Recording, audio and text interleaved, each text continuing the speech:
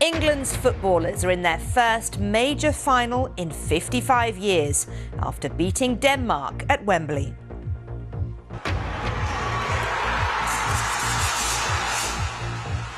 This was the moment fans throughout England saw Harry Kane score and book their place in Sunday's final against Italy. England are in the final of a major football tournament for the first time in 55 years. They're going to play Italy in Wembley this weekend after beating Denmark 2-1 in the second semi-final. As you might imagine, there have been celebrations in London and, of course, elsewhere across England. Goodness knows what they'll do if England actually win on Sunday. Bye-bye. It's on a Thursday morning, no ordinary morning this one. You'll see it when we look at the front pages of the papers this morning, all about England and what happened last night. Finally there, you can see in the Metro. Looking ahead to Sunday's final against Italy, the Metro said it's shaping up to be an epic showdown. In a similar vein, the Mirror's front page points to an end of many years of disappointment. Finally, I think, is going to be a favoured word today. Let's have a look at the Times, leading with a report straight from Wembley. It describes the mighty roar of euphoria and asks us to imagine the delirium if England actually go on to win. Dare to dream, eh? It's a very different picture in Denmark, of course.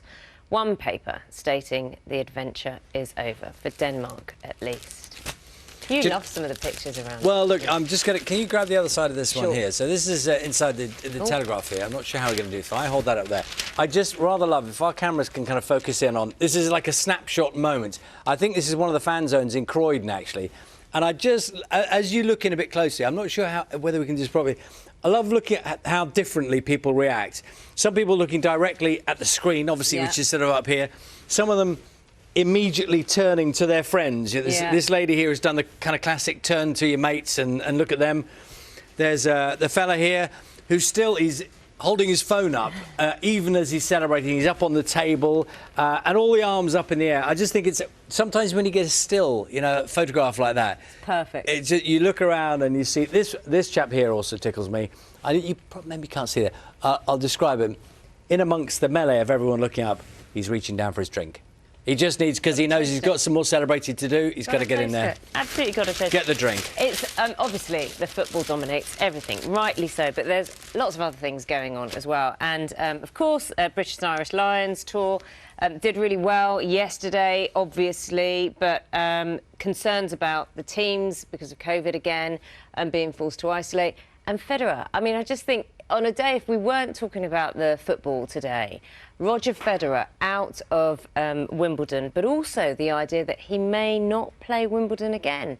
And just kind of talking about, having to reset. He is pondering his future. He's an 8-time champion, remember. He was beaten yesterday, straight sets. And for the first time in 19 years, I think, he lost a set 6-love. Yeah, and referencing, I think, in his own comments, the age question, that is obviously out there. He's 39, isn't he? Yeah, 40 in August, I think. And it's just, that's a reality and something he's going to have to think about as we go ahead. And I think we've just been used to so many brilliant characters in sport. When one appears to go, obviously we talked a lot about Andy Murray. When one appears to go, it's, got to take note.